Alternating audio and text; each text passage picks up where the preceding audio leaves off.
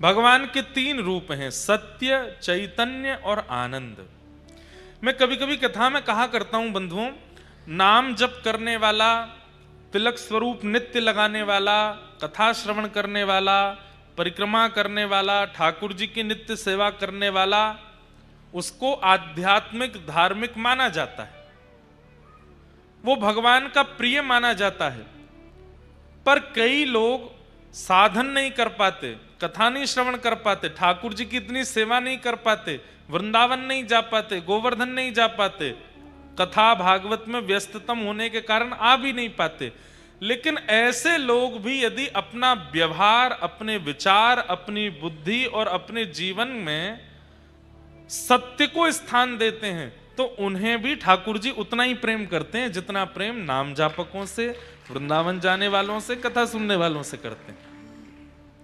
कोई व्यक्ति है, आचरण बहुत शुद्ध है, किसी के प्रति छल नहीं करता, कोई कपट की भावना नहीं रखता, बहुत शुद्ध जीवन जीता है, लेकिन ठाकुर जी को मानता तो बहुत है, लेकिन समय के अभाव के कारण या किसी कारण से नहीं आ पाता कथाओं में, नहीं पहुंच पाता वृंदावन, नहीं कर पाता इतनी परिक्रमा, नहीं हो पाती उससे सेवा, लेकिन अपने विचार और व्यवहार को शुद्ध रखता है, तो ऐसा व्यक्ति भी ठाकुर जी को प्रिय लगता है। लेकिन बहुत ध्यान से सुनिएगा,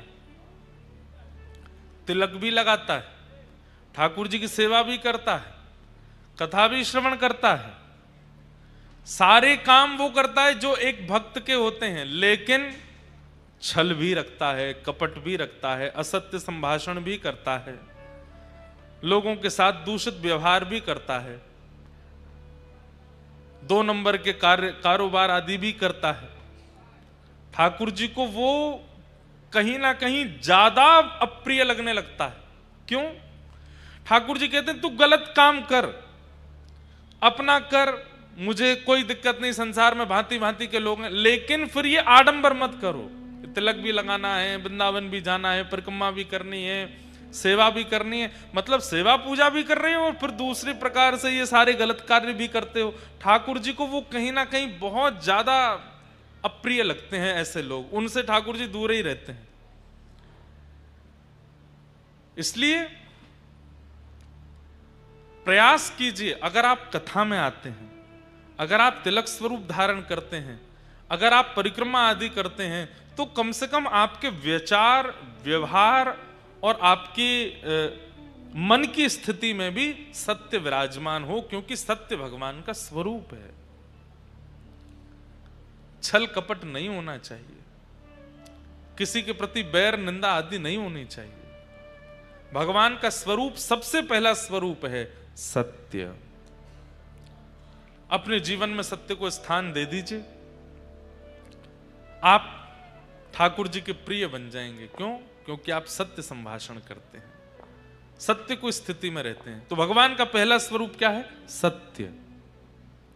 ठाकुर जी का दूसरा स्वरूप है चैतन्य। चैतन्य का अभिप्राय क्या है? जिसको देखो, जिस स्थिति का अनुभव करो, उसमें भगवत दर्शन। इसमें भी ठाकुर जी। विचार कीजिए, आपके ऊपर पंखा है, इसमें भी ठाकुर जी हैं, ये हवा है, इसमें भी ठाकुर जी हैं, जल में भी। हमारे हिंदू वैदिक सनातन धर्म में कई लोग हंसते हैं, बोले बताओ ये तो सबको पूजते हैं। पूजते क्या है? सब जगह हैं ठाकुर जी। नृसिंह बसे प्रति खंबन में, पर काढ़न को प्रहलाद कहां। ठाकुर जी आज भी खंबे में हैं, ठाकुर जी आज भी सर्वांगीण रूप से विराजमान है, पर प्रकट करने वाले प्रहलाद जैसा विश्वास कहां है? भक्त की दूसरी स्थिति क्या? सर्वम खलु इदम ब्रह्म, सब में ठाकुर जी की भावना रखे। कहां तक कहें? शत्रु भी सामने आ जाए तो उसमें भी ये देखे कि भाई इसमें भी ठाकुर जी विराजमान है। हमारे महाराष्ट्र के श्री नामदेव जी महाराज सब जगह ठाकुर जी को देखते हैं।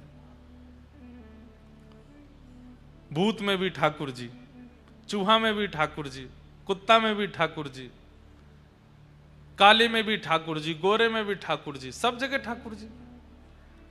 सबको प्रसिद्ध कथा है, पता है कि कुत्ता रोटी लेके भागा तो पीछे घी का डिब्बा लेके भागे, अरे पंडरीनाथ, अरे विठलनाथ, रूखी रोटी मत खाना, घी चुपड़ने दो थोड़ी सी। तो कुत्ते में से ठाकुर जी प्रकट हो गए और प्रकट होकर के बोले, हे नामा, हम तुझे यहां भी दिख गए?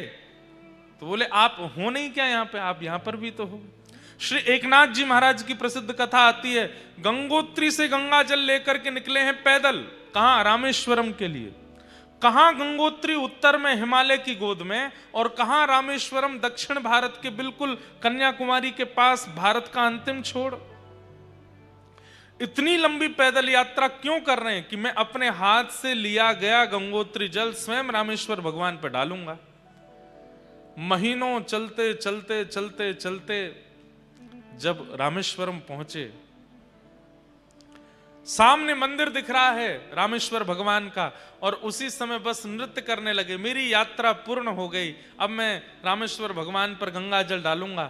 तभी समुद्र का तट देखा, और समुद्र के तट पर एक प्यासा गधा, जीभ बाहर निकली हुई है, तड़प रहा है पानी के लिए, चिलचिलाती धूप पड़ रही है आकाश से, नमकीन जल होता है समुद्र का, पी नहीं सकता।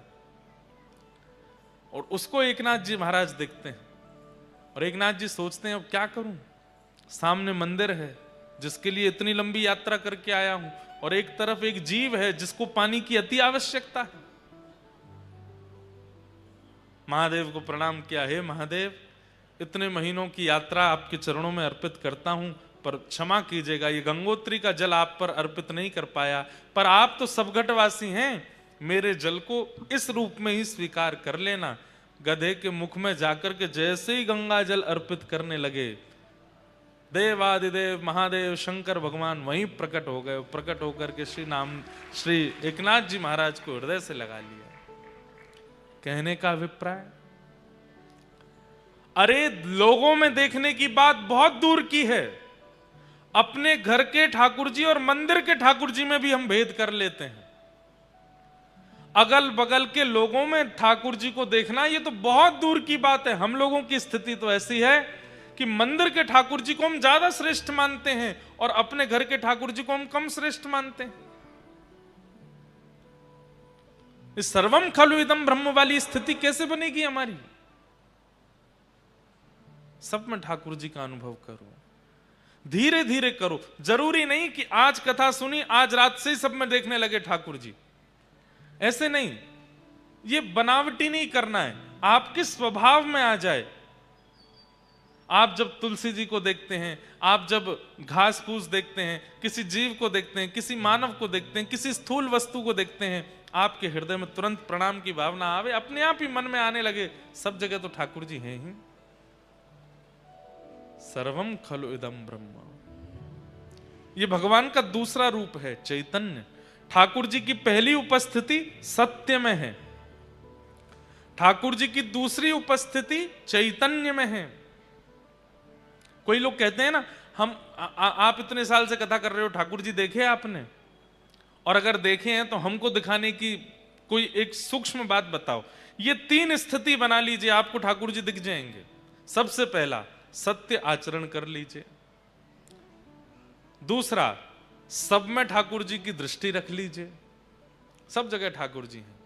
अच्छा, इसमें कई बार ऐसा होगा, लोग बाग आपको पागल भी कह सकते हैं। बताओ, सबको वंदन करता है, सबको पूज लेता है, जो दिख जाए। हमारे वृंदावन में एक मंदिर है, नाम सुना होगा आपने, पागल बाबा, सुना है नाम?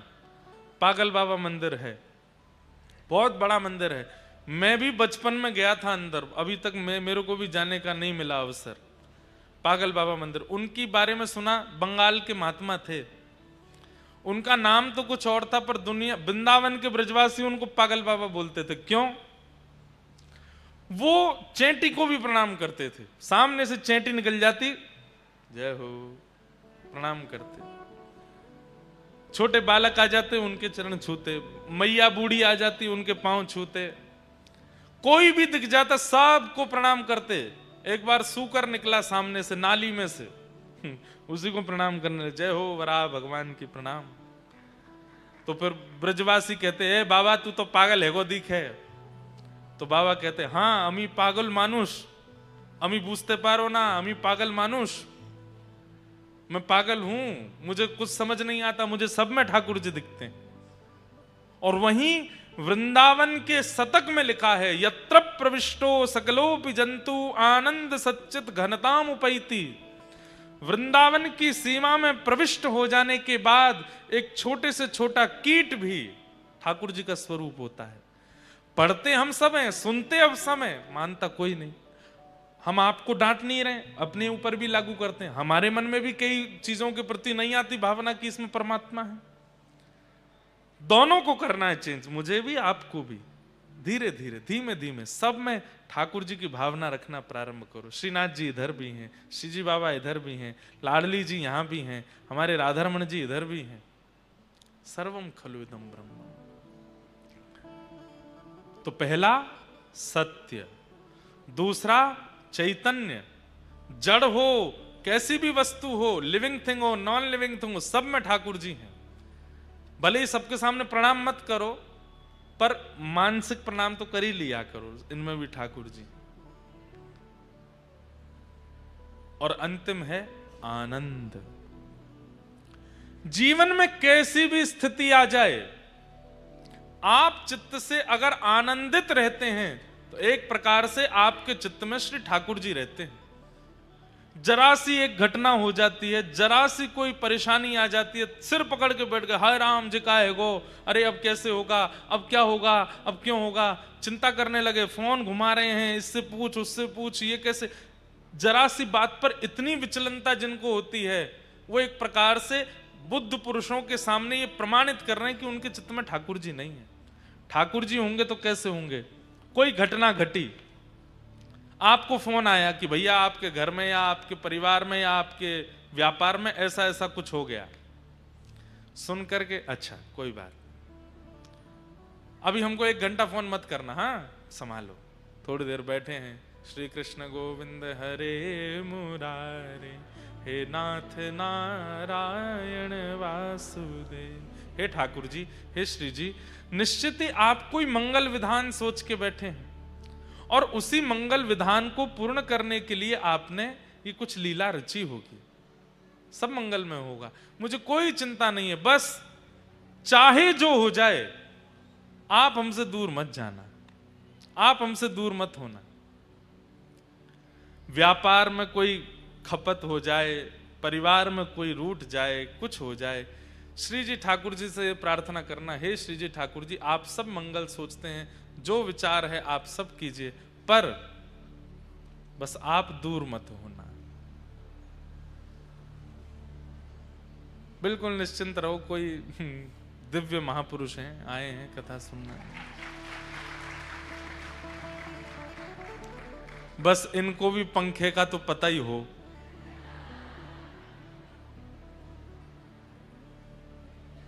जय हो, वाह भैया।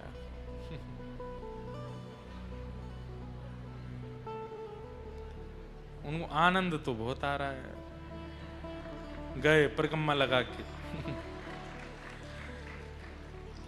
तो मैं क्या बता रहा था, कहां था, जल्दी बताओ। आनंद, गुजरात में भी एक जगह ना आनंद। हर परिस्थिति में प्रसन्न रहे। श्याम प्यारे से जिसका संबंध है, श्याम प्यारे से जिसका संबंध है, वो उसको हर घड़ी आनंद ही आनंद है, उसको हर घड़ी आनंद ही आनंद है, ओ उसको हर घड़ी आनंद ही आनंद है, उसको हर घड़ी आनंद ही आनंद है। ओ श्याम प्यारे से जिसका संबंध है, श्याम प्यारे से जिसका संबंध है, श्याम प्यारे से जिसका संबंध है, श्याम प्यारे से जिसका संबंध है, उसको हर घड़ी आनंद ही आनंद है, उसको हर घड़ी आनंद ही आनंद है, उसको हर घड़ी आनंद ही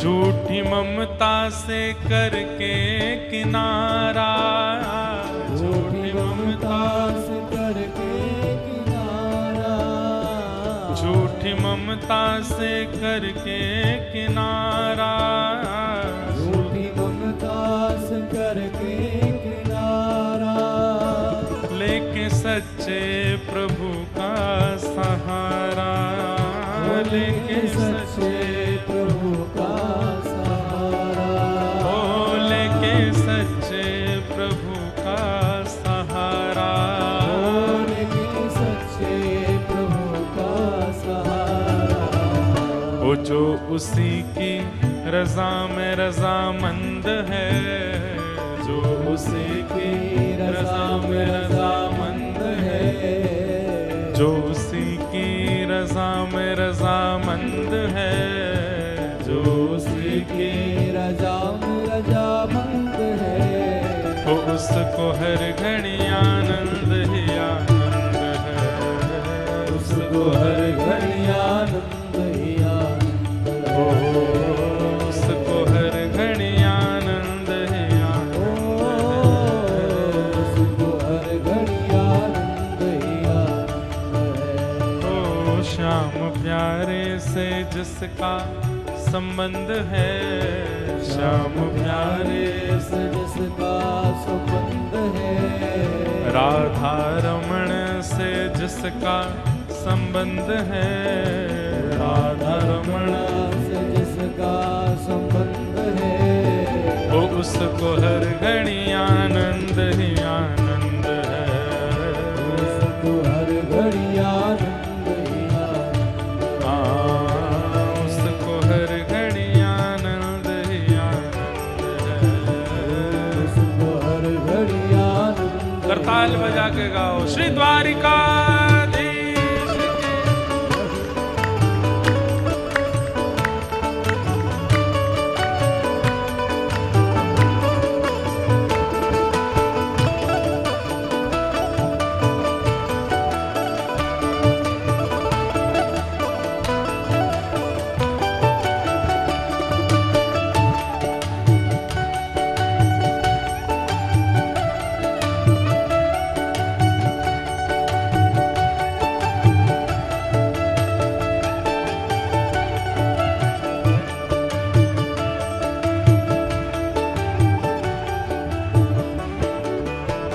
ओ निंदा चुगली ना जिसको सुहावे, निंदा चुगली ना जिसको सुहावे, निंदा चुगली ना जिसको सुहावे, निंदा चुगली न जिसको सुहावे, ओ बुरी रंगत की संगत न भावे, ओ बुरी रंगत की संगत न भावे, हाँ बुरी संगत की रंगत न भावे, बुरी संगत की रंगत। और सबसे बढ़िया बात, जिसके हृदय में बाल मुकुंद है, जिसके हृदय में बाल मुकुंद है, जिसके हृदय में बाल मुकुंद है, जिसके हृदय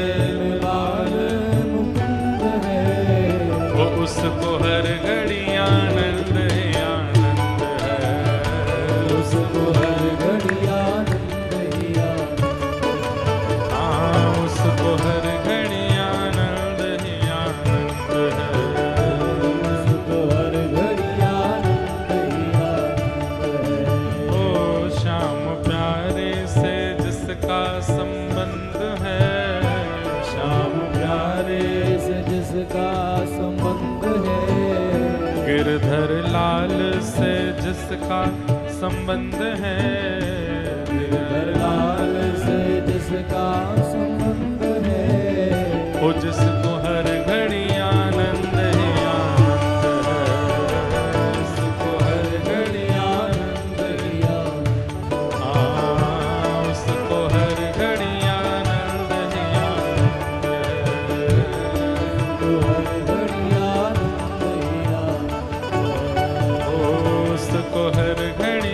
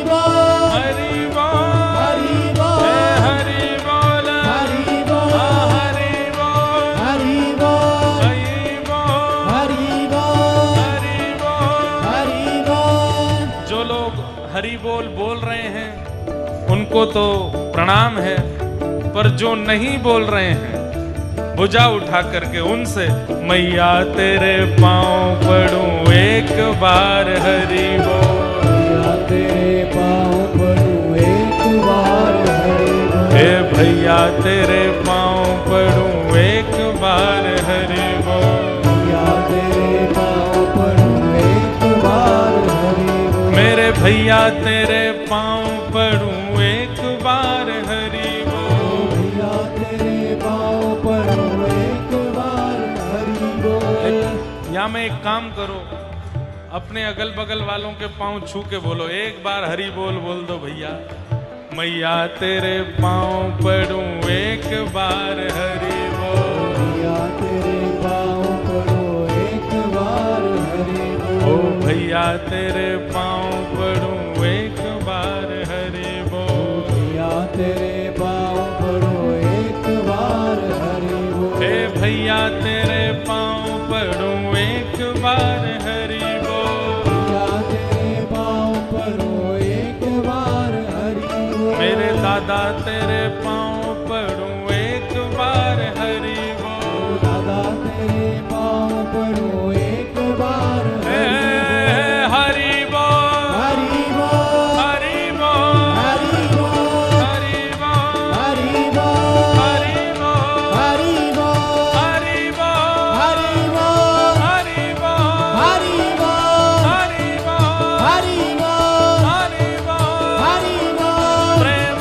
दत्ता निताई बोले बोल हरि हरि बोल, प्रेम दाता निताई बोले बोल हरि हरि बोल, हे प्रेम दत्ता निताई बोले बोल हरि हरि बोल, प्रेम दाता निताई बोले बोल हरि हरि बोल, हे ब्रज को कण कण बोले बोल हरि हरि बोल, ब्रज को कण कण बोले बोल हरि हरि बोल, हे यमुना की लहर बोले बोल हरि हरि बोल, यमुना की लहरें बोले बोल हरि हरि हे बोल, श्री गोवर्धन बोले बोल हरि हरि बोल, श्री गोवर्धन बोले बोल हरि हरि हे बोल, ब्रज के ब्रजवासी बोले बोल हरि हरि बोल, ब्रज के ब्रजवासी बोले बोल हरि हरि बोल, हे ब्रज की सब गैया बोले बोल हरि हरि बोल, ब्रज की सब नैया बोले बोल हरि हरि बोल, हे मोहन की वंशी बोले बोल हरि हरि बोल, मोहन की वंशी बोले बोल हरि हरि बोल, हे हरि हरि हरि हरि हरि बोल हरि बोल, हरि हरि हरि हरि हरि बोल हरि बोल, हे मैया तेरे पाँव पड़ूं एक बार हरि बोल, मैया तेरे पाँव पड़ूं एक बार हरि हे हरि बोल हरि बोल हरि बोल, बोल हरि बोल, हे हरि बोल हरि बोल, हरि बोल हरि बोल, मुकुंद माधव हरि हरि बोल, मुकुंद माधव हरि हरि हरि हे बोल, मुकुंद माधव हरि हरि बोल, मुकुंद माधव हरि हरि बोल, हे मुकुंद माधव हरि हरि बोल, मुकुंद माधव हरि हरि बोल, हे मुकुंद माधव हरि हरि बोल, मुकुंद माधव हरि हरि हे बोल, मुकुंद माधव हरि हरि बोल, मुकुंद माधव हरि हरि जय बोल, जय श्री राम है, जय जय श्री राम है, जय जय श्री राम है।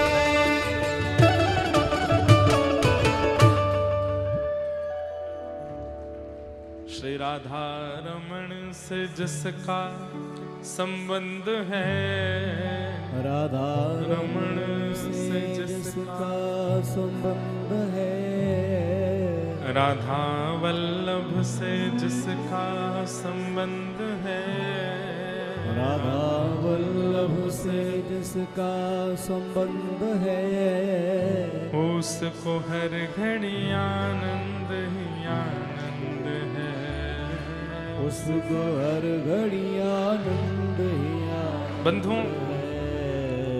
आनंद श्री कृष्ण का स्वरूप है। सब लोग सावधानी से सुनिएगा।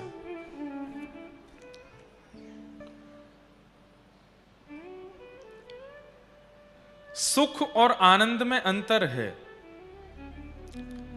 जिस वस्तु का सेवन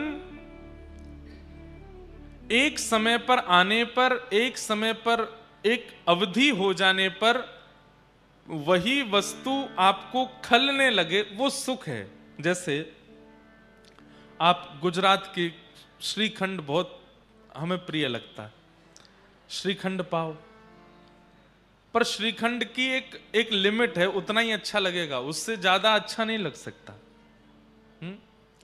हमारे वहां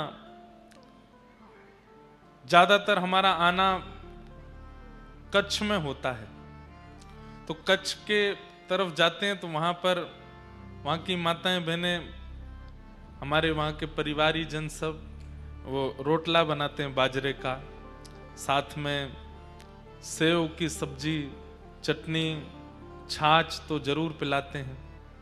छाछ तो गुजरात में रात में भी पीते हैं। हमारे यहाँ उत्तर भारत में रात को छाछ नहीं पीते, यहाँ रात में भी छाछ, और छाछ नहीं बोलते, छाछ छाछ पियेंगे महाराज जी, छाछ। तो जो भी वस्तु है कितनी भी आपको प्रिय लगती है, लेकिन उसकी लिमिट तय है। संसार में संबंध से लेकर के वस्तु तक सबकी एक लिमिटेशन है। उस लिमिट से ऊपर यदि वो वस्तु जाएगी तो वही वस्तु आपको अप्रिय लगने लगेगी। भले ही गाने बना दिए दुनिया भर के कि कितना प्रेम करते हैं, बोले समुद्र नाप देंगे, पृथ्वी से चंद्रमा तक का प्रेम है, ऐसा प्रेम है, पर नहीं, ये अनलिमिटेड बोलने के लिए होता है, कर नहीं सकता कोई। क्यों?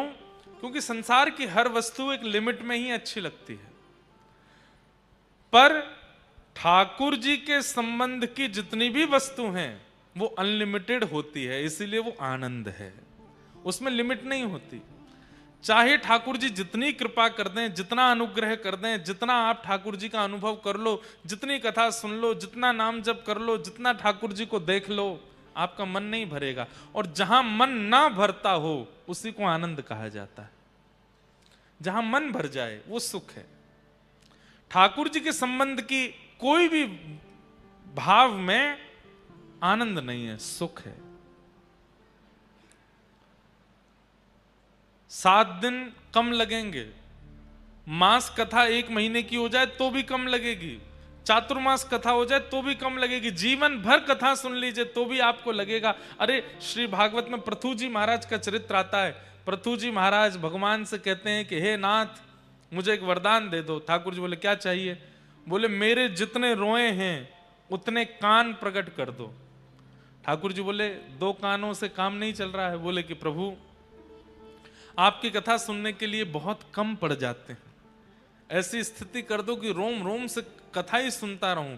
ये अनलिमिटेड वाली स्थिति जो आती है, जहां आती है, उसको आनंद कहते हैं। संसार की किसी भी वस्तु में अनलिमिटेड नहीं चल सकता, एक लिमिट है, उससे ज्यादा आप उसका सेवन उपभोग नहीं कर पाओगे।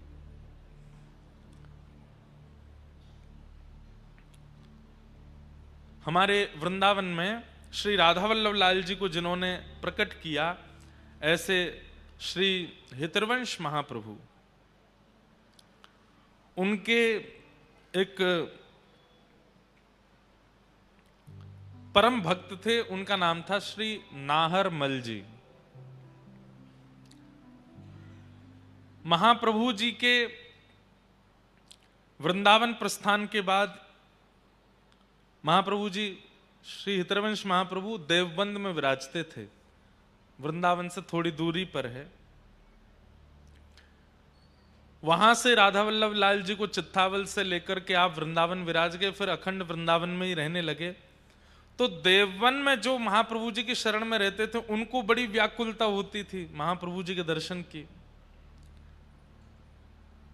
और उनमें से एक थे श्री नाहरमल जी। उनके चरित्र में आता है कि नाहरमल जी 32-35 वर्ष तक तो रहे देववन में ही, और वहां केवल व्याकुल हृदय से याद ही करते रहे। क्यों? किसके दर्शन की अभिलाषा? महाप्रभु जी को देखना है। 32 वर्ष की अवस्था में अपना सब कुछ होते हुए भी सब छोड़ छाड़ करके वृंदावन आ गए। पत्नी बच्चे परिवार सबके आगे हाथ जोड़ दे, बोले कि मैं अब रह नहीं पाऊं। क्यों? बच्चों को देख के तो सबको सुख मिलता है, परिवार को देख के तो सबको सुख मिलता है, पर सजल श्याम घन वरण लीन है, फिर चित अनत ना भटक्यो मेरो मन, गिरधर छवि पे अटक्यो। सजल श्याम घन वरण लीन है। अभी कोटा में भी शायद परसों तरसों में ये बात कह रहा था, आपने ठाकुर जी को पकड़ा तो आपका मन व्यापार में भी लगेगा, परिवार में भी लगेगा, पैसा में भी लगेगा, रोटी में भी लगेगा, विदेश घूमने में भी लगेगा, देश घूमने में भी लगेगा, अच्छा पहनने में भी लगेगा। आपने ठाकुर जी को पकड़ा तो और जगह भी मन लगेगा। पर अगर ठाकुर जी ने आपको पकड़ लिया और कहीं मन नहीं लगेगा। फिर वस्त्र वो नहीं पहनोगे जिससे सब रीझे। कुछ भी पहना दो तन ढकना ही है, कैसे भी पहना दो। कुछ भी खवा दो पेट भरना ही है, बस प्रसाद होना चाहिए। कहीं भी ले चलो जाना ही है, बस वहां ठाकुर जी का अनुभव होना चाहिए। ठाकुर जी ने अगर आपको पकड़ लिया तो और कहीं मन नहीं लग सकता, सब जगह से मन हट जाएगा। तो ये भी एक प्रमाण है कि अगर सब जगह मन लग रहा है तो अभी तक ठाकुर जी ने नहीं पकड़ा है। सब जगह आनंद आ रहा है, सब जगह सुख मिल रहा है, सब जगह बढ़िया लगता है। अन्यथा मत समझिएगा, हम अपनी प्राइवेट बात ज्यादा बताते नहीं, पर कई लोगों के मन में विश्वास हो जाए इसलिए बताते हैं। हमको ब्याह शादियों में जाना अच्छा नहीं लगता, पता नहीं क्यों। और मैं बहुत, हमारी माता जी पिताजी सबको पता है घर में, मैं विवाह शादियों में कैसे जाना पड़ता है कभी कभी। मैं तो खुद डरता हूं, खुद के ब्याह में कैसे जाऊंगा। उसमें डर नहीं, मतलब ऐसा लगता है कि जोड़ी तो हमारे प्रिया प्रियतम की ही अच्छी है। अब चाहे जो कितना भी कोई दुल्हा सज धज के आ जाए, कितना भी कोई दुल्हन बढ़िया 2.5-3 किलो मेकअप लगा लावे, बढ़िया ठीक है, मंच पे वो लोग खड़े होते हैं, खूब पटाखे फूटते हैं, सब होता है। पर पता नहीं क्यों ऐसा लगता है कि नहीं, युगल तो हमारे प्रिया प्रियतम ही हैं, उनका ब्याह होला हो, उनका हो। अब सब कहता तो हूं मैं, कभी ना कभी हमारा ब्याह होएगा तो ये सब तो होएगा, पर मन में एक भावना आती है, नहीं मुझे ज्यादा रुचिकर लगता। और ब्याह में भी नहीं, किसी के पारिवारिक उत्सवों में मेरे को रुचि नहीं आती। जैसे लोग अपना जन्मोत्सव मनाते हैं, कई लोग फोन करके कथा भी इसीलिए कराते हैं कि हमारे इनके जन्मोत्सव में कथा, तो मैं फिर उनको फिर 2-3 साल बाद की तिथि दिलवाता हूं। बोले जन्मोत्सव तो अगले साल है 50वां। मैंने की कोई नहीं, हम 53वें जन्मोत्सव में करेंगे कथा। मन थोड़ा कम लगता है। और शायद यही एक स्थिति होगी जिसके कारण अब कथा करते हैं, थोड़ा असर तो जीवन में पड़ता है ना, तो व्यवहारिक पारिवारिक व्यवहारिक जो क्रियाएं होती हैं उनमें कम रुचि बनती है। बनेगी ही, इतनी कथा कहते हैं, ठाकुर जी की सेवा करते हैं, तो कुछ तो असर पड़ेगा ना। और भी कई ऐसी स्थितियां हैं जिनमें रुचि कम लगती है। तो ये होता ही है। ठाकुर जी जिसको अपने पास खींचने लगते हैं धीरे धीरे, वो धीरे धीरे संसार की कई स्थितियों से अलग होता चला जाता है, थोड़ा विलग होता चला जाता है। सजल श्याम घन वरण लीन है, फिर चित अनत न भटक्यो, मेरो मन गिरधर छवि पे अटक्यो। तो श्री नाहरमल जी महाप्रभु जी के वियोग में इतने व्याकुल रहने लगे, 32 वर्ष हो गए उनको दूर रहे रहे, अब उनसे रहा नहीं गया। अब तो हाथ पांव जोड़े पूरे परिवार के, बोले मैं जा रहा हूं। और सब कुछ होते हुए भी सब छोड़ छाड़ करके वृंदावन आ गए। और जैसे ही वृंदावन पहुंचे, आहा, सीमा में प्रवेश करते ही मानो जैसे भूख प्यास निद्रा सब प्राप्त हो गई हो, नृत्य करने लगे, आनंदित हो गए। यह आनंद है। आज सोने में आनंद आता है, खाने में आनंद आता है, पीने में आनंद आता है, पर वो आनंद नहीं, वो सुख है। बिना निद्रा के, बिना भोजन के, बिना पानी के आपको सुखी करने की सामर्थ्य केवल ठाकुर जी के धाम और ठाकुर जी की लीला और ठाकुर जी के दर्शन में है। निद्रा की इच्छा नहीं होगी। सुबह सुबह 4 बजे मंगला दर्शन होते हैं, 3 बजे लोग पहुंच जाते हैं। सोते कब हैं? सोए कब? हमारे श्री प्रेमानंद जी महाराज 2:30 बजे, 3 बजे, 4 बजे निकल पड़ते हैं। पहले तो 2:30-3 बजे निकलते थे। मैं कहता बाबा सोवे कम है, कब सोते हैं? और उठ जाते हैं, उठ करके फिर पूरे दिन का उनका क्रम है बहुत कम। निद्रा कम हो जाती है, भोजन कम हो जाता है, जल कम हो जाता है, व्यवहार कम हो जाता है, लेकिन मुखमंडल का तेज, हृदय का आनंद, वाणी में सरसता, और बस उपस्थिति से सबके चित्त में सकारात्मकता सब प्रकट हो जाती है। क्यों? क्योंकि चित्त में आनंद है। और वो आनंद तभी प्रकट होता है जब ठाकुर जी वर्ण करते हैं। आपके वर्ण करने से नहीं होगा। आप कितनों पकड़ो ठाकुर जी को, ठाकुर जी आपको पकड़ लें। सब छोड़ छाड़ करके वृंदावन आ गए। और वृंदावन आकर के नाहरमल जी ने जैसे ही श्री राधा वल्लभ जी के दर्शन किए, हितरवंश महाप्रभु के दर्शन किए, बस नेत्रों से अश्रुपात होने लगा। अब भले ही मेरे प्राण निकल जाएं। क्यों? सर्वस्व प्राप्त हो गया। महाप्रभु जी बोले, अरे नाहरमल तू काय को आ गए हो? सब तो हतो तेरे पास देव बन में, परिवार आदि सब। बोले सब हते, आप नहीं थे।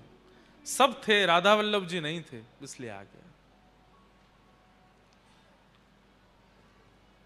तो आनंद किसको कहते हैं?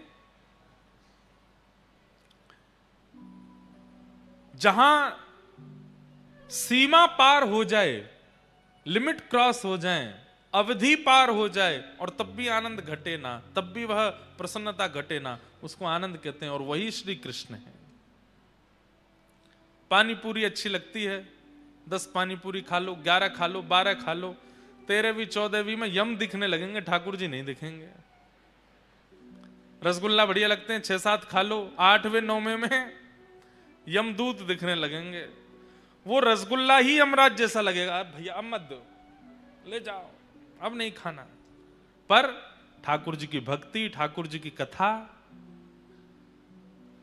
3, 4, 5 घंटे निकल गए अगर कथा सुनते सुनते। उसके बाद घड़ी देख के चौंक जाएंगे, अरे 5 घंटे हो गए, मैं बैठा ही हूं, मैं सुन ही रहा हूं, मैं कैसे सुन सकता हूं? और उस समय पर अपने आप पर आश्चर्यचकित होकर के आपके नेत्रों से अश्रुपात हो जाए, वही आनंद है, वही श्री कृष्ण है। जहां अवधि पार हो जाए फिर भी सुख लगे, वही श्री कृष्ण। ऐसे भगवान के 3 रूप हैं, सत्य, चैतन्य और आनंद। 3 भगवान के कर्म हैं, विश्व की उत्पत्ति, पालन और संहार। उत्पन्न करना, फिर उसको पालन करना, अंत में संहार कर देना।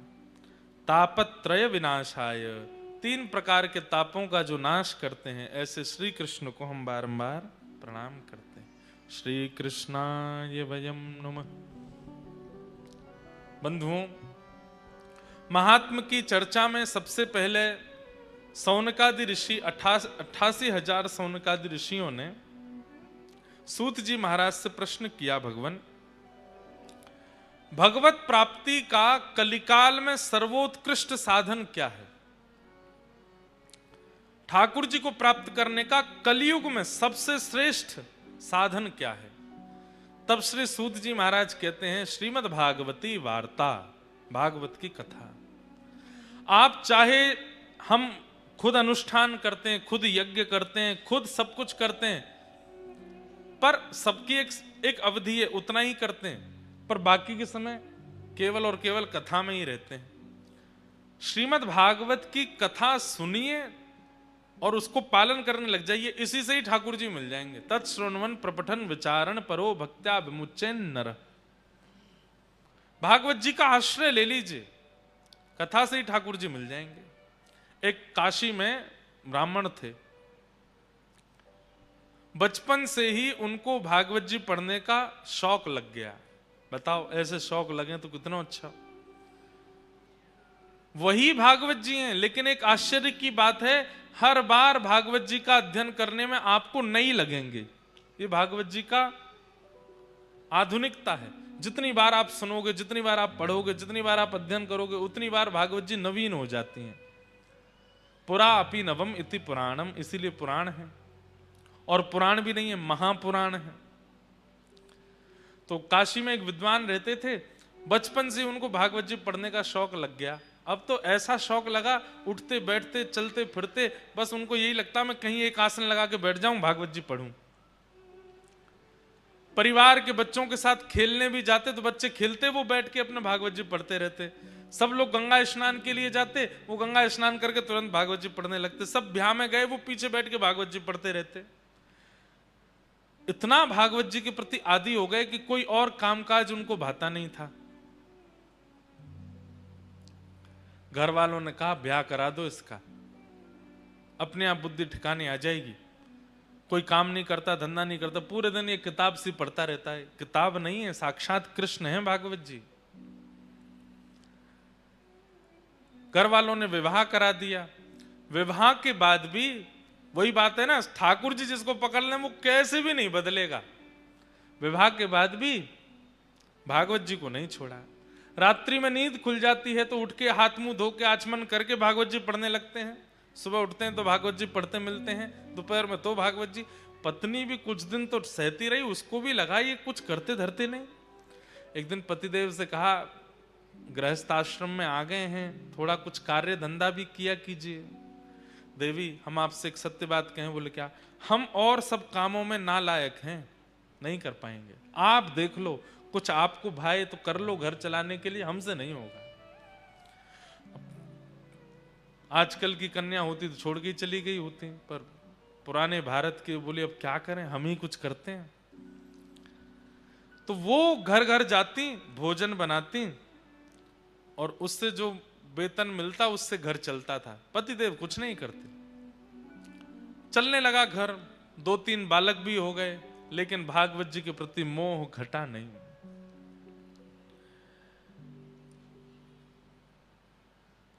एक दिन कुछ संत आए घर में। अब इतनी कमाई तो होती नहीं थी पत्नी की, थोड़ी बहुत होती थी जिससे कि बच्चे और ये लोग प्रसाद पा लेते थे। आज का प्रसाद पा लिया, नया राशन शाम को लेके आना था बाजार से। उसी बीच में संतों की टोली आ गई। और प्राचीन भारत में संत जन बता करके पूछ करके नहीं आते थे, बस आ जाते थे। और द्वार पर आकर के बस प्रार्थना भी नहीं, द्वार पर आकर के बस कहते थे कि हम इतने संत हैं, हमारी व्यवस्था करो। अब घर, उस समय के भारत के लोग पूछते भी नहीं थे, व्यवस्था करते थे। संत आए, संत आ गए, आकर के घर में बैठ गए। पत्नी ने प्रणाम किया, पतिदेव भी आए, प्रणाम किया दोनों ने। बोले भगवान बड़ी कृपा। बोले हम 12 मूर्ति संत हैं, अयोध्या से आए हैं काशी दर्शन करने। आपके घर के बाहर तुलसी वन देख करके, गैया देख करके हमको लगा कोई विप्र ब्राह्मण हैं, हम 12 संत प्रसाद पाएंगे, तैयारी करो। अब पत्नी दौड़ी रसोई में, पीछे से ब्राह्मण देवता भी आए, देवी बनाओ। बोले कहां से बनाए, सब तो खत्म हो गया। राशन लेकर के आना है। तो बोले 2 पैसा ले आए राशन। बोलो कहां से दें, सब खर्च हो गया इस महीने का, इस महीने की पगार अभी मिली नहीं, कल मिलेगी, फिर राशन आएगा, फिर बनेगा। पत्नी तो व्याकुल हो गई, मैं हमेशा संभाल लेती हूं, इस बार आप संभाल लीजिए कुछ। अब पतिदेव बोले देवी तुम तो जानती हो हम तो कुछ करते धरते नहीं, हम पे तो 1 रुपया भी नहीं है, हम कैसे संभालें, कुछ तो कीजिए। कहीं से भी संत जन बैठे हैं, इधर जामे उधर जामे सब, लेकिन कोई व्यवस्था नहीं बनी। बहुत देर हो गई तो संत समझ गए कि यहां कोई व्यवस्था नहीं है, संकोच में ये हमसे बोल नहीं रहे हैं। संत जन अपने आसन लेके उठ गए, बोले बिटिया फिर कभी आएंगे, आज के लिए जय सिया राम कह करके चले गए। लेकिन आज इतने वर्ष बाद आज उसको बड़ी ग्लानि हुई और अपने पति से लड़ने लगी। आज आप भी अगर कुछ काम धंधा कर रहे होते तो घर की इतनी बुरी स्थिति नहीं होती। मैं घर घर जाती हूं, रोटी बनाती हूं, पगार मिलती, घर चलाती हूं, बच्चों को पढ़ाती हूं। अगर आप भी कुछ कर रहे होते तो कम से कम इतनी व्यवस्था तो होती कि कभी संत महापुरुष आ जाएं तो प्रसाद पवा दें। बस पूरे दिन भागवत जी भागवत जी भागवत जी। अरे बचपन से अब तक आप इतना भागवत जी का अध्ययन करते आए हैं, क्या दिया भागवत जी ने हमको? कुछ भी तो नहीं। आप कहते हैं इनको किताब मत बोलो, पुराण मत बोलो, ग्रंथ मत बोलो, कृष्ण है, कृष्ण है, तो देते क्यों नहीं कुछ भी? इतना जीवन आपने समर्पित कर दिया, अपनी पत्नी का ध्यान नहीं रखते, बच्चों का ध्यान नहीं रखते, अपने पूरे खानदान का ध्यान आप नहीं रखते, पूरे दिन वो कृष्ण रूपी भागवत में लगे रहते हैं। क्या दिया भागवत जी ने हमको? जिस घर से संतों को भूखा जाना पड़ता हो, ऐसे घर में भागवत जी को मैं कृष्ण नहीं मानती। देवी ऐसा मत बोलो, तुम अभी जानती नहीं, वो साक्षात श्री कृष्ण है। मैं जब अध्ययन करता हूं मुझे नृत्य करते हुए, बोलते हुए श्री कृष्ण दिखाई देते हैं। तो ऐसा है, फिर आज एक काम कीजिए। बोले क्या? अपनी उठाइए भागवत जी और चले जाइए, घर में संभाल लूंगी, बच्चों को मैं संभाल लूंगी, सर्वस्व आपकी भागवत जी हैं। जिन भागवत जी के कारण हमारे पति की स्थिति ऐसी, संतों को भूखा जाना पड़े, मैं उनको अब घर में नहीं रखने दूंगी। इतनी बड़ी बात हो गई। पत्नी के इतना बोलने पर पतिदेव बोले दुनिया कृष्ण को घर में बुलाती है, तुम घर से निकाल रही हो? देवी इससे ज्यादा अब मैं सुन नहीं सकता, अब तुम रहो अपने बच्चों के साथ प्रेम से, मैं चलता हूं। अपनी पोथी उठाई और रोते बिलखते ब्राह्मण देवता मेरे कृष्ण हैं, मेरे ठाकुर जी हैं, हृदय से लगा करके निकल गए। गंगा के तट पे जाके बहुत रोए, बोले मुझे कुछ भी बोल देती, मेरे को मार भी दे, पीट भी दे, मैं सह लूंगा। हे ठाकुर जी, हे भागवत जी, आपके लिए क्यों कहा? मुझसे ये सहन नहीं होता।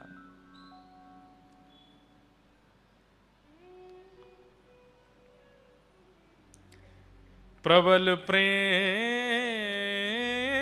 के पाले पड़कर हरि को नियम बदलते देखा, अपना मान टले टल जाए, पर भक्त का मान न टलते देखा। जब रोने लगे वो ब्राह्मण देवता भागवत जी को हृदय से लगा के, ठाकुर जी से सहन नहीं हुआ। ठाकुर जी मन में विचार करने लगे, भैया ये 40-41 वर्ष के हो गए ब्राह्मण, और जब से इन्होंने होश संभाला तब से केवल भागवत जी का ही अध्ययन किया, भागवत जी का ही पाठ करते हैं, कुछ काम कुछ भी नहीं, सब कुछ मुझे अर्पित कर दिया, और आज भागवत जी के लिए 2 शब्द गलत सुन के घर से ही निकल गए। मैं जाऊंगा। और काशी में छोटे से गोपाल जी प्रकट हो गए, और प्रकट होकर के ऊंची धोती पहन करके, सिर पर बढ़िया स्वाफा बांध करके, और बढ़िया कजरारे नेत्र हैं ठाकुर जी के, हाथों में कड़ूला पहने हैं, पैरों में सुंदर पाजेब पहनी है, कमर में करधनी पहनी है, गले में कंठा और एक सुंदर बगनखा पहना है, कानों में छोटे छोटे सुंदर हीरे के मोती हैं।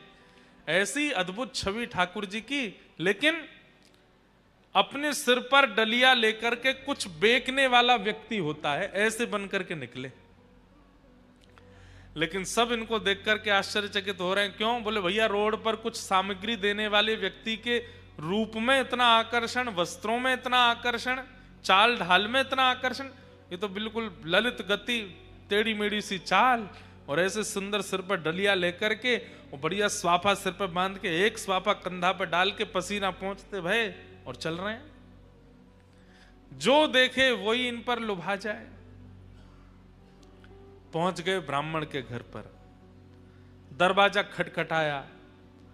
पत्नी ने जैसे ही द्वार खोल करके देखा, छोटे से गोपाल जी, गदमदरा से हाथ, गदमदरा से पाम, नेक सो पेट निकरो भयो है, गले में सुंदर हार पहने हैं, हाथों में सुंदर मणि के सुंदर कड़ूला पहने हैं, सब चमक रहे हैं। देख करके वो भी आश्चर्यचकित, इतना प्यारा बालक, इतना सुंदर श्रृंगार करके ऐसे घूम रहा है। कहो बालक, तुम्हारी माता जी कहां है? कहां से आए हो? और इतने से तुम हो, और इतनी बड़ी डलिया भारी सिर पर लेके कहां घूम रहे हो?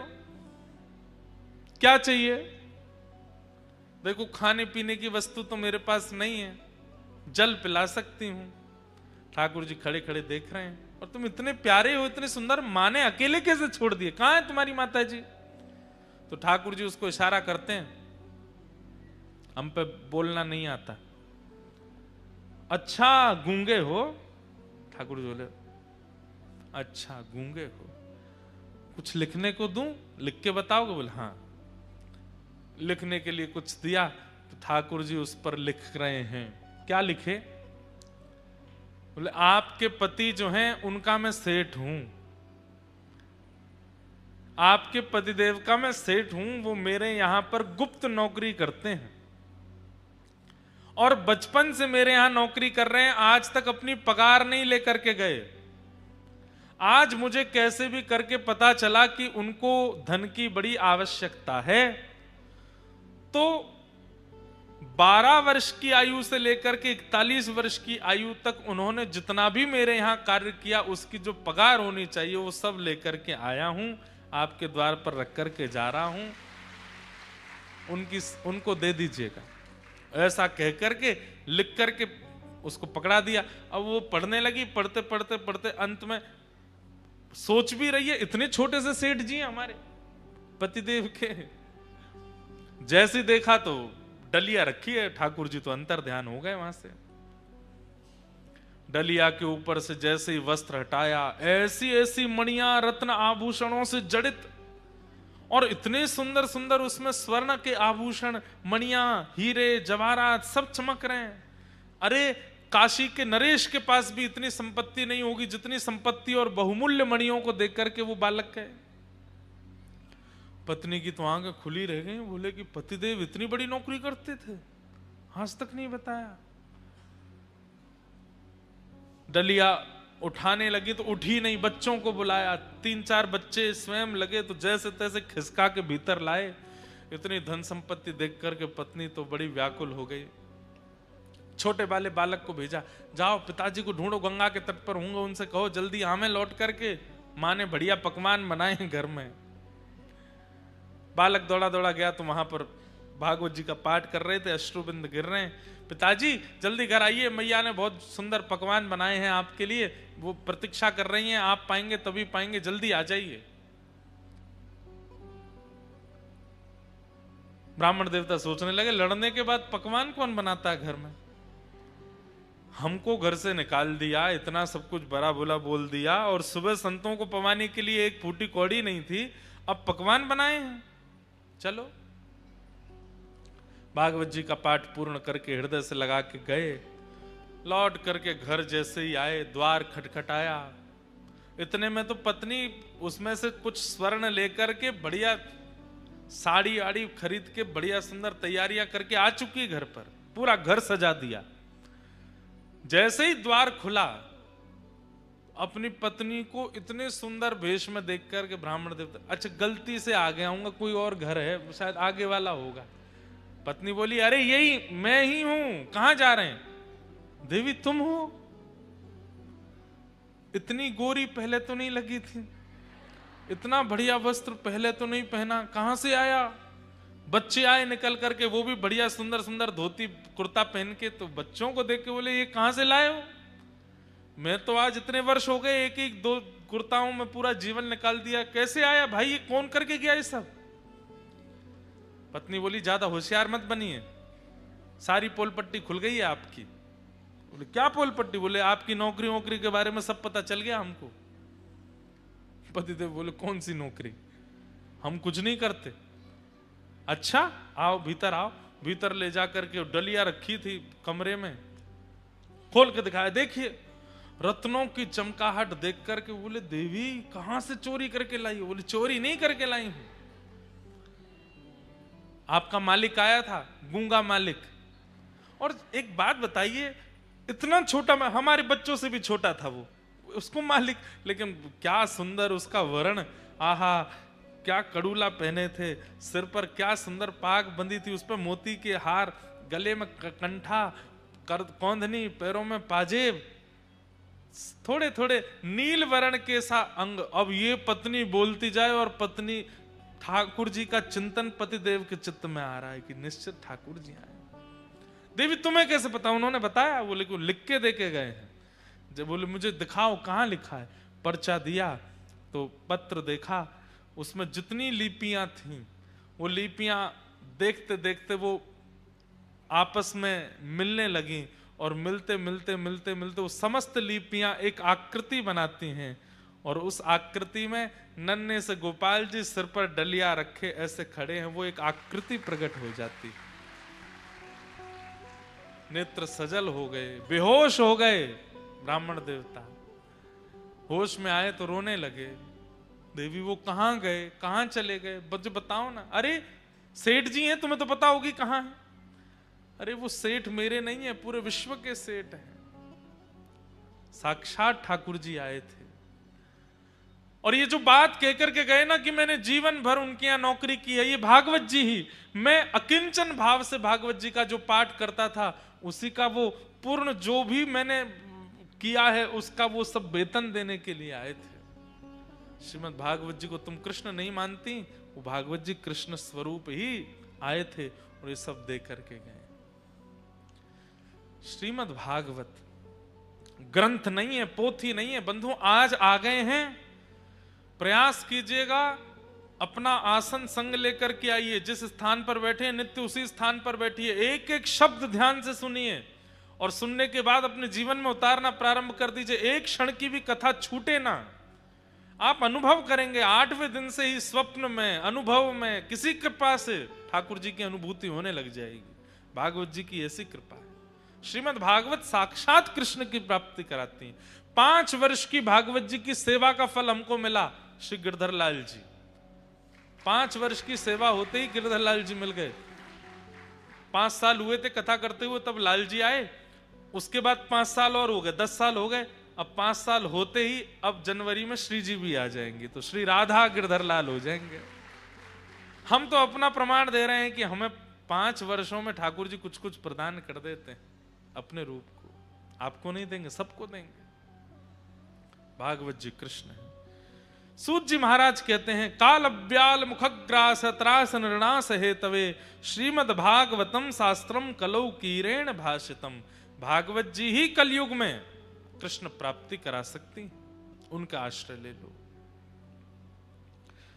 तब पूछा गया कि इन भागवत जी का आश्रय किसने लिया है, कृपा कर उनके बारे में बताओ।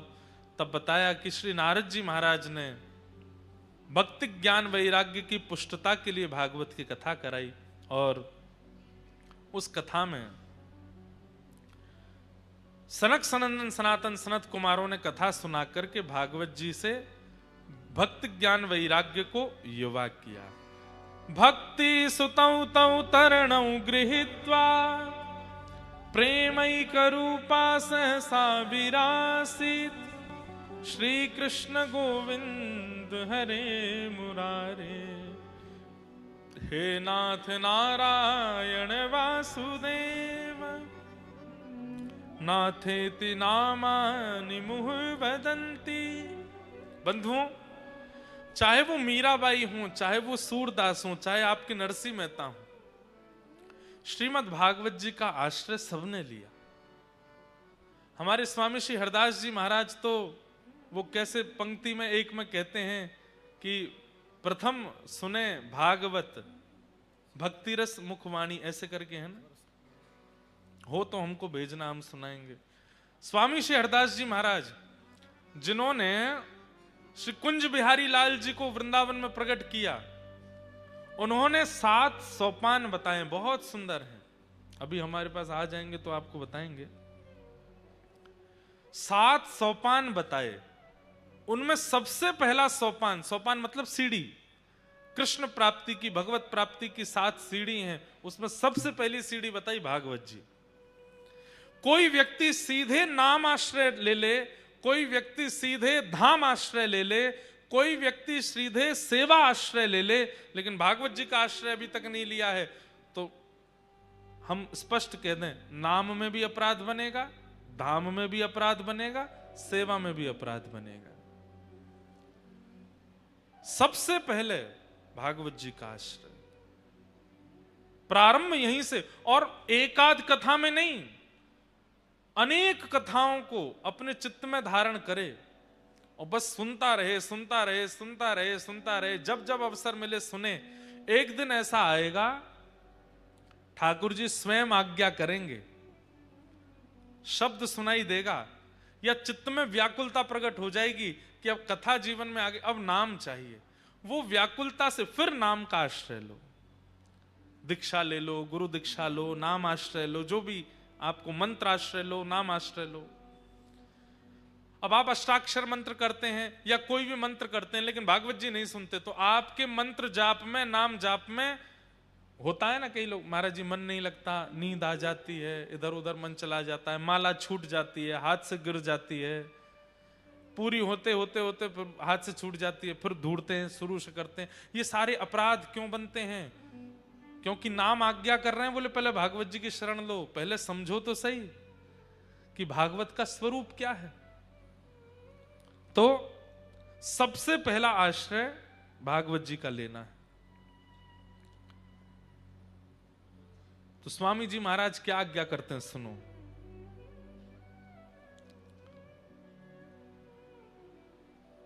सात स्वरूप बताए। वैसे तो श्री हरिदास परंपरा में जिनकी दीक्षा है उनके लिए प्रमाणित है, परंतु वृंदावन से स्नेह रखने वाले, भगवत प्राप्ति करने वाले सब लोग इन 7 भावनाओं को जरूर सुनो। प्रथम सुने भागवत भक्त मुख भगवद वाणी, द्वितीय आराधे भक्ति व्यास नव भांति बखानी, तृतीय करे गुरु समुझ दक्ष सर्वज्ञ रसील्यों, चौथे होए विरक्त बसे बन राज जसे,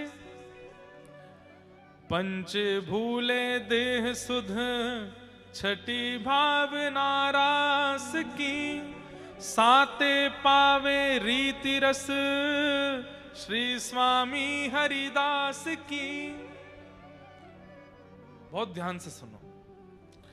प्रथम सुने भागवत, सबसे पहले भागवत जी का आश्रय लेना चाहिए। अगर सब अपराधों से बचना चाहते हो तो कथा किनसे सुने? भक्त मुख। वक्ता जो हो वो स्वयं भी भक्त होना चाहिए, स्वयं भी सेवक होना चाहिए ठाकुर जी का। भक्त मुख से, ब्राह्मण मुख से भागवत की कथा सुनो। अब कई वक्ता हैं, किसी की निंदा नहीं, पर वो शब्द ब्रह्म में तो बड़े परिपक्व हैं, लच्छेदार वाणी बोलेंगे, एक से एक बढ़िया बात बोलेंगे, लेकिन स्वयं के निज जीवन में भक्ति नहीं है। उसकी वाणी से किसी में भक्ति नहीं आएगी। वाहवाही हो सकती है कथा में, पर चित्त में भक्ति तो तभी आएगी जब बोलने वाले के भी चित्त में भक्ति हो। तो प्रथम सुने भागवत, पहले तो कथा सुने। दूसरा, द्वितीय आराधे भक्ति व्यास नव भांति बखानी। कथा सुनने के बाद फिर क्या करे? नवदा भक्ति का आश्रय ले। बोले कौन सी नवदा भक्ति? दो नवदा भक्ति हैं, एक तो रामायण जी में बताई गई हैं, प्रथम भगति संतन कर संगा। पर यहां पर स्वामी श्री हरदास जी महाराज कह रहे हैं उस नवदा भक्ति का पालन करो जो व्यास जी ने भागवत में बताई है। श्रवणम कीर्तनम विष्णु स्मरणम पाद सेवनम अर्चनम वंदनम दास्यम सख्य आत्मनिवेदनम। श्रवणम कीर्तनम विष्णु स्मरणम पाद सेवनम अर्चनम वंदनम दास्यम सख्य आत्मनिवेदनम, ये नवदा भक्ति। इन 9 भक्तियों को धीरे धीरे जीवन में लावे, कथा भी सुनता रहे और 9 भक्तियों को जीवन में चित्त में उतारना प्रारंभ करे अगर कृष्ण प्राप्ति करना चाहते हैं तो। तृतीय करे गुरु समझी दक्ष सर्वज्ञ रसीलो। फिर इन चीजों के बाद क्या करे? बोले तीसरी चीज अब गुरु बनावे, अब गुरु का आश्रय ले जीवन में। कई बार देखा देखी गुरु बना लेते हैं कि कोई मित्र के साथ चले गए गुरु बना लिया, दादी पकड़ के ले गई दीक्षा दिला दी, पतिदेव की जिद थी इसलिए दीक्षा हो गई, या उनके नहीं। दीक्षा एक प्रकार का संबंध है गुरु के प्रति, एक जैसे पिता का संबंध वैसे गुरु। उससे पहले ये 2 चीजें होनी चाहिए, भागवत की कथा सुने और नवदा भक्ति का पालन करे। फिर तृतीय आराधे गुरु। और गुरु कैसे होने चाहिए? सर्वज्ञ रसीलो। गुरु कैसे होने चाहिए? बोले रस युक्त होने चाहिए, जिनकी वाणी में, जिनके शब्दों में, जिनके विचार व्यवहार में रस पक्ष मजबूत हो, ठाकुर जी की रस वार्ताएं हों, उनको गुरु बनावे। दक्ष सर्वज्ञ रसीलो। चौथे होए विरक्त। और फिर गुरु दीक्षा लेने के बाद फिर चौथा काम क्या करे? बोले चौथे होए विरक्त बसे बन राज जसे। फिर धीरे धीरे गुरु दीक्षा के बाद अब योजना बना लेनी चाहिए। बोले क्या? अब वृंदावन बसना है, अब धीमे धीमे धीमे धीमे धीमे धीमे वृंदावन की वास की इच्छा प्रकट होनी चाहिए चित्त में। सबसे धीरे धीरे विरक्ति आवे, संसार के जितने उपभोग आदि हैं धीरे धीरे उनको छोड़ना प्रारंभ करे और फिर वनराज वृंदावन में बसने का प्रयास करे। देह से वृंदावन में नहीं बस पा रहे हैं तो फिर वृंदावन को चित्त में विराजमान करे, चित्त में वृंदावन आवे। ये चौथी स्थिति। चौथे होए विरक्त बसे बनराज रसीलो। और पंचे भूले देह सुध। अपनी शरीर की सुध भूल जाए। पंचे भूले देह सुध, और देह सुध भूल करके बस सेवा में निमग्न हो जाए। अभी हमको देह स्थिति पता है, कब सोना है, कब उठना है, क्या खाना है, कैसे खाना है, क्या पहनना है। तब ऐसी हो जाए बस कृष्ण मन कृष्ण तन, कृष्ण ही हमारो धन, आठों याम ऊधों में कृष्ण ही सब काम है। तो पंचे भूले देह सुध, छठी भावना रास की। और देह सुध भूलने के बाद छठवीं स्थिति क्या करे? बोले अब रास का चिंतन करे। रास रासेश्वर भगवान आए हैं और मैं एक रास की गोपी हूं, ठाकुर जी के साथ रास बिहार में प्रवेश करना है। छठे भावना रास की, साते पावे रीत रस श्री स्वामी हरिदास की। और ये 6 भावना यदि आपने धारण कर ली तो 7वीं स्थिति में जो रस, रीति रस, जो रीति, जो पद्धति स्वामी श्री हरदास जी की है, जिससे बिहारी जी प्रसन्न होकर प्रकट हो गए, वो आपको प्राप्त हो जाएगी। पर इन 7 का प्रारंभ कहां से है? अच्छा एक बात बोलूं, आप कहोगे महाराज जी हम तो लिख ही नहीं पाए, भूल गए, आपने 7 क्या बताए? अरे पहला याद है ना, प्रथम सुने भागवत भक्ति रस, प्रथम सुने भागवत भक्त मुख भगवत वाणी। बस ये याद है ना, भागवत जी का आश्रय ले लो, बाकी की 6 स्थिति भागवत जी प्रदान कर देंगे, भागवत जी कृपा कर देंगे। भागवत जी का आश्रय ले। भक्ति ज्ञान वैराग्य तीनों युवा हो गए भागवत जी के आश्रय से। तभी एक धुंधुकारी नाम के व्यक्ति की कथा सुनाई गई, जिसने अपने माता पिता के साथ अत्यंत द्रोह किया, मृत्यु के बाद प्रेत बन गया। माता पिता से द्रोह करता है, व्यसन करता है, परिस्त्री गमन करता है, छल कपट आदि ये सब काम स्थिति रखता है अपने जीवन की, मृत्यु के बाद ऐसे लोग ही भूत बनते हैं। भजन बिन नर मर गट के भूत। भूत कौन बनता है? प्रेत कौन बनता है? सबसे पहला जो माता पिता से बैर करता है। मां कैसी भी हैं, पिता कैसी भी हैं, सीखिए प्रहलाद जी महाराज से।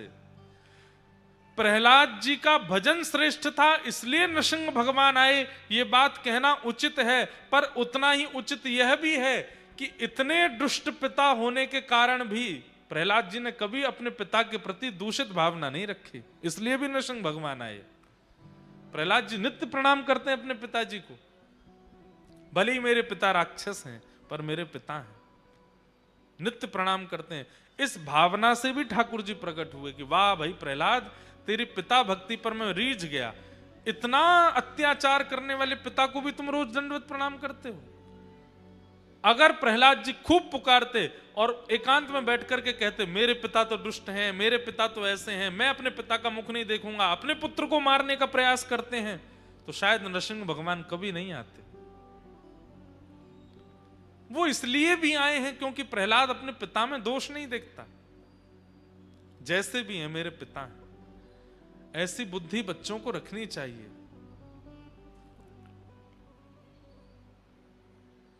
लेकिन माता पिता के प्रति द्वेष बुद्धि रखने वाला वो व्यक्ति मृत्यु के बाद प्रेत बनेगा, निश्चित बनेगा, उसको प्रेत योनि में जाना पड़ेगा। धुंधुकारी ऐसे प्रेत बने हैं, गया श्राद्ध करने से भी मुक्त नहीं हो पाए।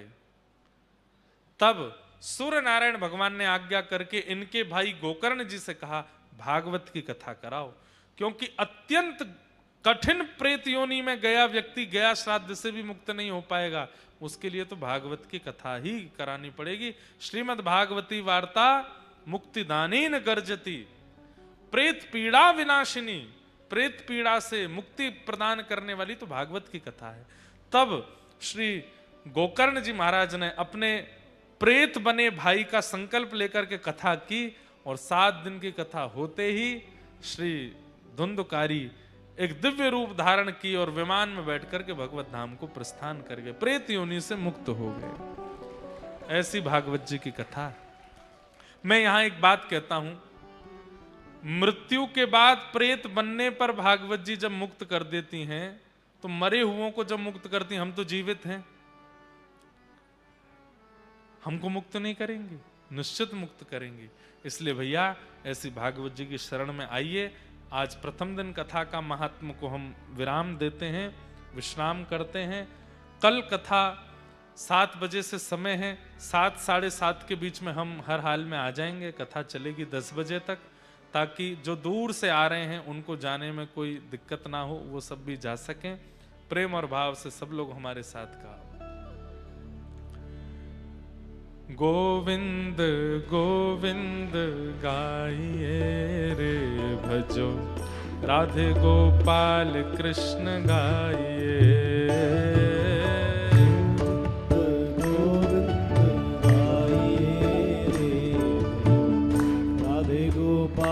कृष्ण गाइए।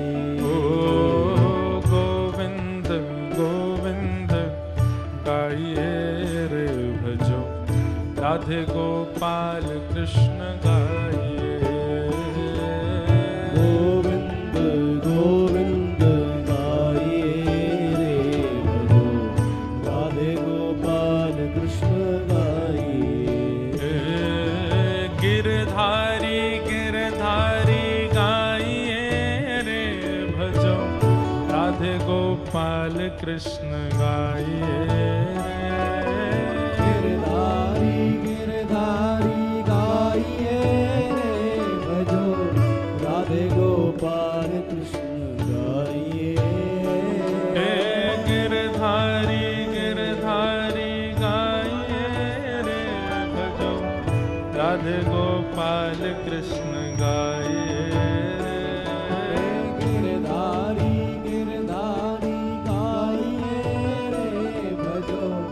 राधे गोपाल कृष्ण द्वारिकाधीश जी की ध्वजा जी पधारी हैं और हमारे यहाँ ऐसी मान्यता है कि ठाकुर जी की ध्वजा जी अगर कहीं जाती हैं तो स्वयं ठाकुर जी उस रूप में पधारते हैं। बोलो द्वारिकाधीश की, श्री राजाधिराज महाराज की। हे गोविंद गोविंद गाइए रे भजो, राधे गोपाल कृष्ण गाइए। गोविंद गोविंद गाइए रे भजो, राधे गोपाल कृष्ण द्वारिका माँ कौन छे, राजा रण छोड़ छे। हे द्वारिका माँ कौन छे, राजा रण छोड़ छे। हे सुदामानो मित्र छे, राजा रण छोड़ छे। हे गायोनो गोपाल छे, राजा रण छोड़ छे। हे ब्रजनो गोपाल छे। राजा रण छोड़ छे। हे द्वारिका माँ कौन छे, राजा रण छोड़ छे। हे द्वारिका माँ कौन छे, राजा रण छोड़ छे। हे द्वारिका माँ कौन छे। राजा रण छोड़ छे। द्वारिका नो नाथ मारो राजा रण छोड़ छे, એને મને માયા લગાડી રે। દ્વારિકાનો નાથ મારો राजा रण छोड़ छे, એને મને માયા લગાડી રે। ઓ એને મને માયા લગાડી મારા વાલા, એને મને માયા એને મને માયા લગાડી મારા વાલા।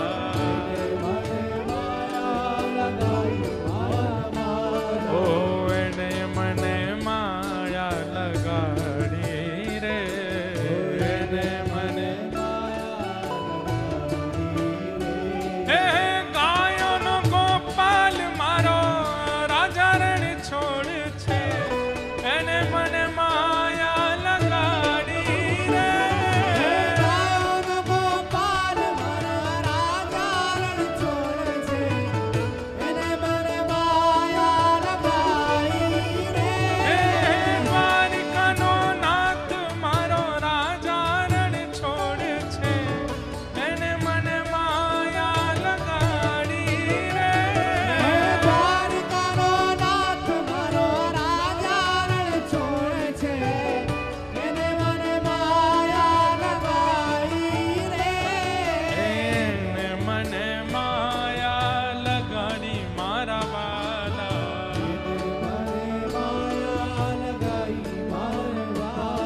ઓ એને મને માયા લગાડી મારા વાલા।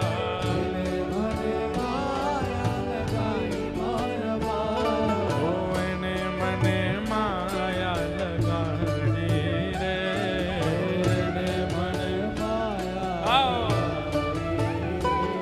हे ब्रजनो गोपाल मारो राजा रण छोड़ छे, એને મને માયા લગાડી રે। બ્રજનો ગોપાલ મારો રાજા રણ છોડ છે, એને મને માયા લગાડી રે। હે દ્વારિકાનો નાથ મારો રાજા રણ છોડ છે, એને મને માયા લગાડી રે। હે દ્વારિકાનો નાથ મારો રાજા રણ છોડ છે, ये એને મને માયા। हमारे ऊंझा के कुछ भक्त देखो ये ठाकुर जी का चौकटा बना के लाए हैं, और ये कोई छोटे बालक हैं, इन्होंने राधा रमन जी और गिरधर लाल जी, राधा रमन जी और गिरधर लाल जी बनाए हैं। और कोई ने किशोरी जी को स्वरूप बनाया, वंशी बजा रही हैं, छोटे छोटे बालक बना के लाए हैं। श्रीनाथ जी को स्वरूप है, और जे पतो ना कोई कोई कौन है, कौन है भैया ये तो हम जैसे लग रहे हैं नेक नेक। अपने ब्याह के काजे यही भेजूंगा मैं। सब बालक ये देखो, आहा, ठाकुर जी रास विहार कर रहे हैं, छोटे छोटे बालक ऐसे बना को लामे। वाह, जगन्नाथ जी, राधा रमन जी, वाह, जय जय श्री राधा रमन जी। ये भी कोई बालक बना के लाए हैं, ऐसे सुंदर सुंदर चित्र बना के सब हमारे लाल जी के पास जामेंगे, लाल जी देखेंगे कौन कौन कहा बना के लायो। आप तो प्रेम से गाओ, हे द्वारिका माँ कौन छे, हे द्वारिका माँ कौन छे, यो ब्रजनो गोपाल छे, हे प्यारो गिरधर गोपाल छे,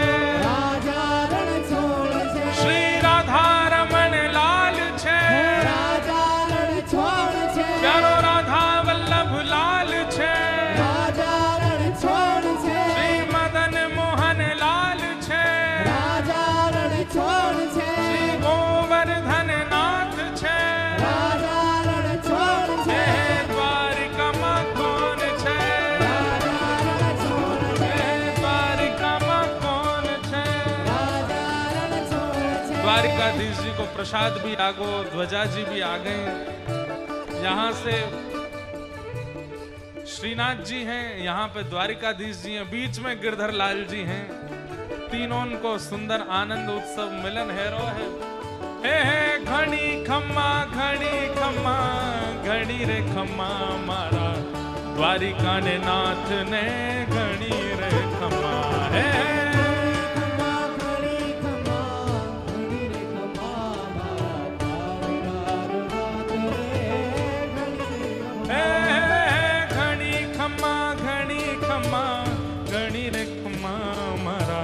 द्वारिका ने नाथ ने घड़ी रे खम्मा। हे घड़ी खम्मा घड़ी खम्मा घड़ी रे खम्मा, मारा द्वारकार नाथ रे घड़ी रे खम्मा। हे घड़ी खम्मा घड़ी रे खम्मा, मारा द्वारिका नो नाथ ने घड़ी रे खम्मा। हे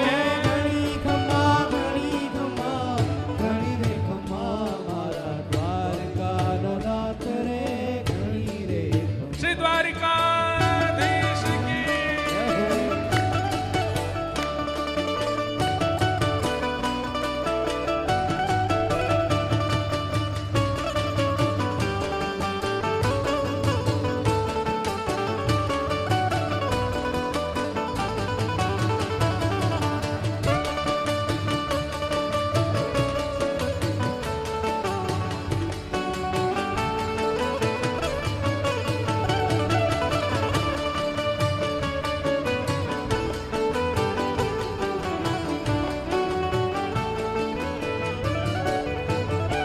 जय